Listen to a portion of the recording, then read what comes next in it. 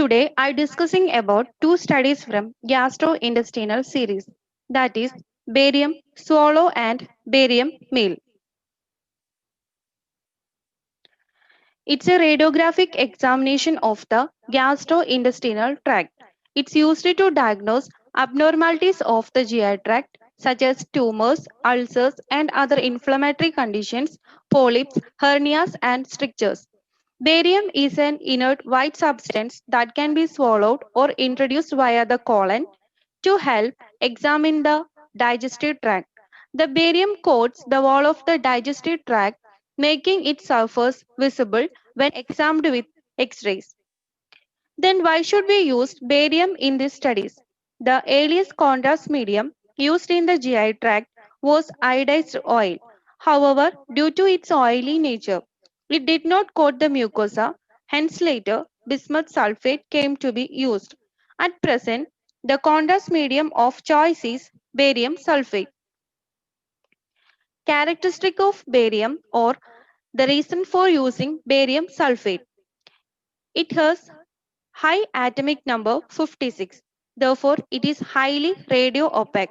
Second one is non-absorbable. Therefore, barium does not get degraded throughout the bowel. Third one is insoluble in water. And fourth one is it can be used for single and double contrast study. Last one is orally and rectally can be used. Next talk about barium swallow. It is a medical imaging procedure used to examine upper gastrointestinal tract, which include the esophagus and to the fundus of the stomach. Anatomy of this study. It consists of pharynx, larynx, esophagus and proximal stomach. Anatomy of the pharynx is its cone-shaped passageway. It consists of three major parts. They are nasopharynx, oropharynx, hypopharynx. Next one is anatomy of larynx. Commonly called voice box, it's formed three large sections of cartilage. They are thyroid, cricoid, epiglottis. It's producing sound and protecting the trachea against food aspiration. Last one is anatomy of esophagus. It's also known as food pipe or gullet, and its muscular tube connecting the pharynx with the stomach. It's about 24 centimeter long and is lined by pink tissue called mucosa. It can contract or expand to allow for the passage of food. It has two sphincters, upper and lower esophageal sphincters. Constrictions are superiorly level of cricoid cartilage, juncture with pharynx, middle crossed by aorta and left main bronchi, inferiorly diaphragmatic sphincter.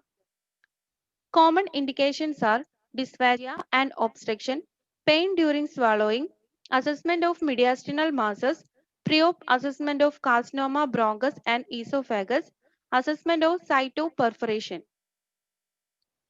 Tracheoesophageal fistula and perforations are contraindications of this study. Patient preparations. No special preparations are required, but advisable to be in NPO prior to the procedure. Check pregnancy statement. Procedure should be explained to patient before undergoing the procedure. Standard views are soft tissue neck APN lateral scout, neck APN lateral, thorax right anterior oblique views. Examples of APN lateral scout views without barium, APN lateral view with barium, right anterior oblique view. Technique. To the visualization of pharynx, one mouthful of contrast bolus with high density. Patient is asked to swallow once and stop swallowing thereafter. This is to get optimum mucosal coating. Frontal and lateral X-ray views are taken. To the visualization of esophagus, single contrast method is used. Multiple mouthful, 80% barium suspensions given. Prone swallow to assess esophageal contraction. Useful in esophageal compression, displacement or disordered motility. To be explained, double contrast method. Contrast high density, low viscosity. 15 to 20 ml given and asked to swallow. Then effervescent powder given with another mouthful of barium. In erect posture, gas tend to stay up so adequate distension stay longer time. Injection buscopan IV given before the procedure to keep esophagus distended for longer time. Aspiration and leakage of barium from unsuspected perforations are the complication of these studies. Specific conditions: tracheoesophageal fistula, congenital or acquired. Ideal contrast is non-ionic water-soluble contrast media. Barium fluid-like and patient lying laterally. In case fistula not identified laterally, put in prone. If fistula seen, stop procedure as barium aspiration result in inflammation and granuloma. Esophageal reflection. Reflex esophagitis with a deep ulcer. There is also asymmetric narrowing of the distal esophagus with a relatively abrupt cutoff at the proximal border of the narrowed segment. Hiatus hernia. Hiatus hernia. High abdominal pressure is required to demonstrate. Patient has to strain, lie down, straighten leg, and then raise them up. Manual compression of abdomen. Patient stands upright. Ask him to bend downward with leg straight. Stomach should be distant to demonstrate hiatus hernia. Esophageal varices. Varices are best demonstrated in mucosal relief. Study after using Buscopan or Valsalva maneuver. Achalasia cardia. Barium swallow showing dilatation of the esophageal body with short segment stricture. A bed peak like tapering of the esophagus at the GE junction. Foreign body impaction.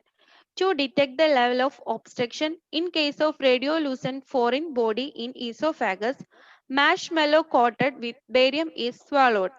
Passage of marshmallow will be hindered at the level of obstruction.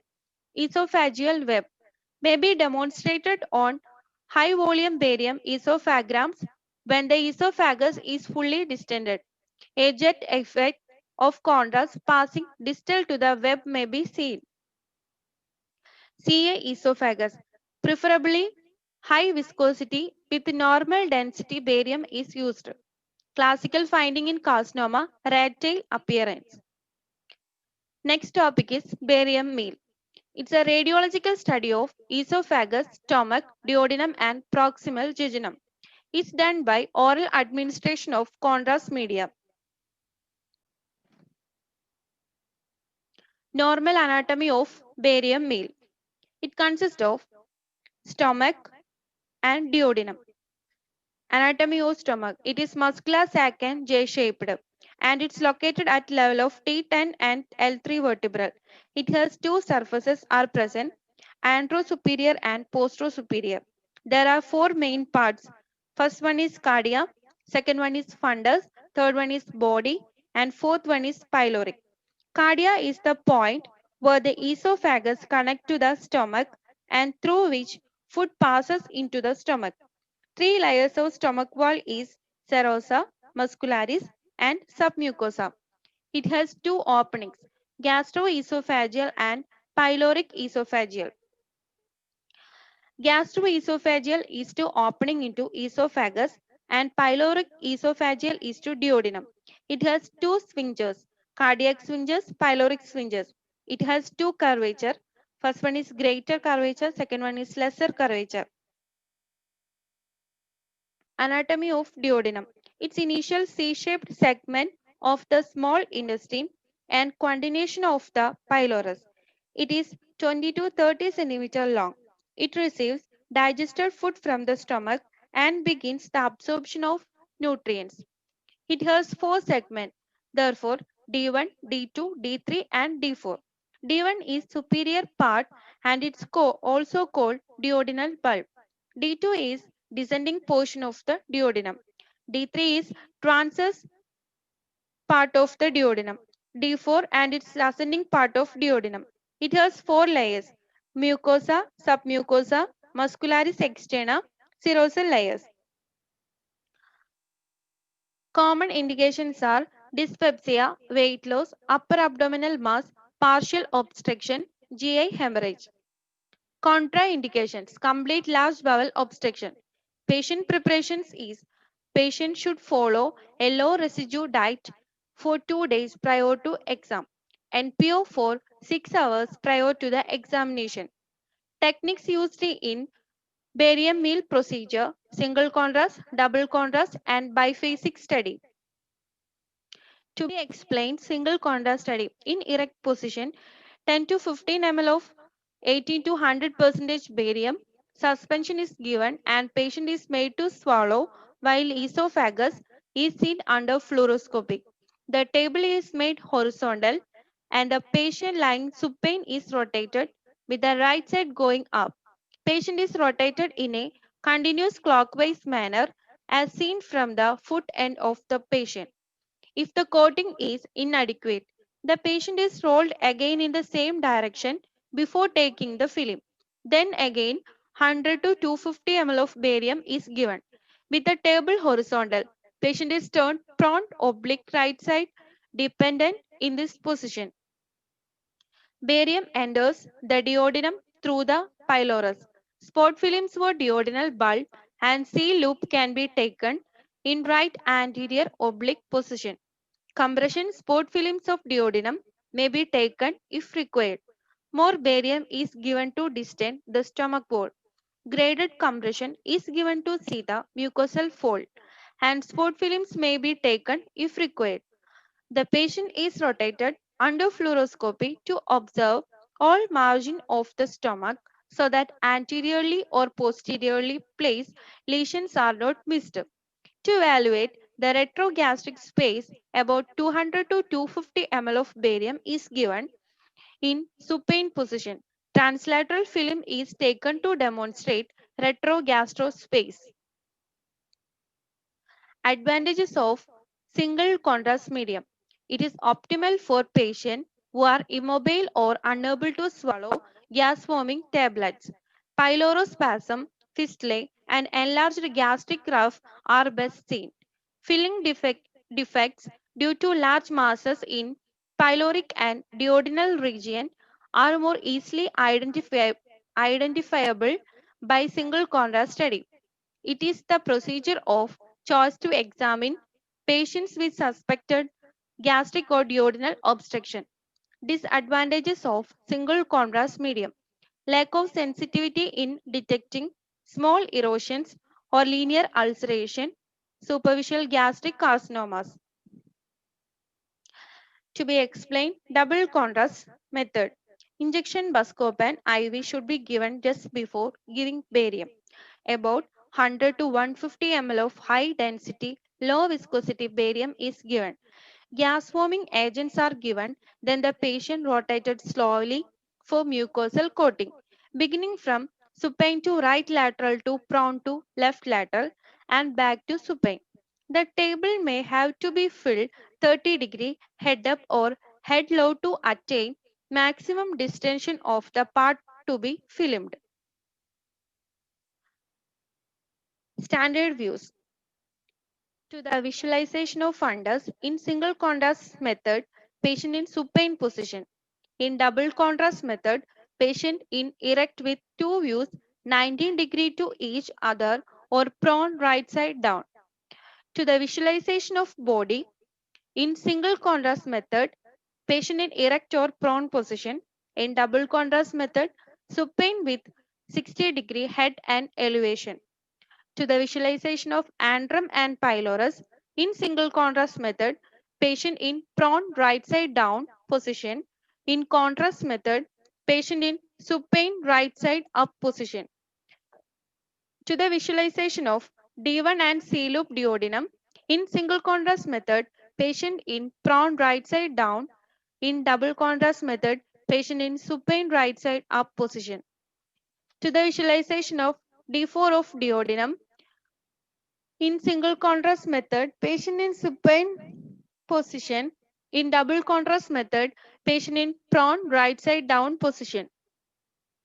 Advantages of double contrast medium.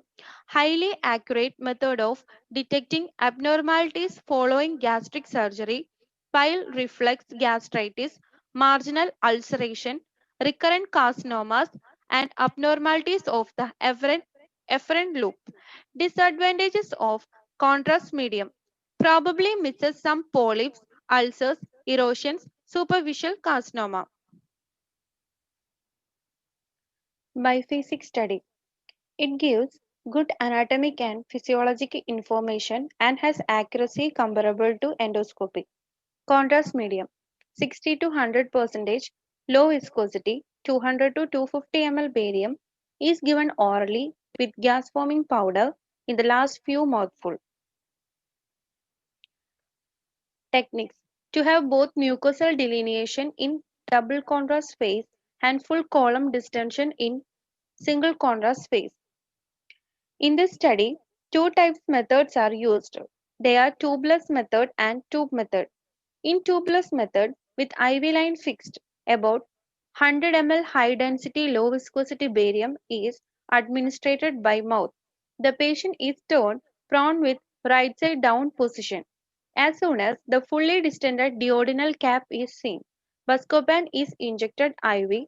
Gas producing powder is then given after turning the patient supine with right side up position.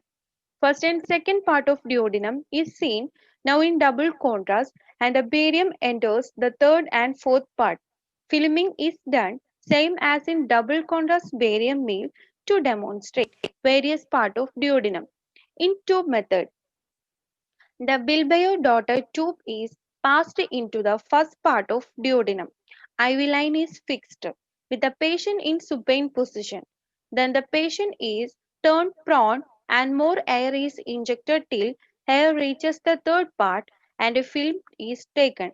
Then the patient is turned left side down lateral and a film for double contrast of second part of duodenum is taken. Patient is then turned supine and a film is taken for overview of duodenum on a large film. Filming.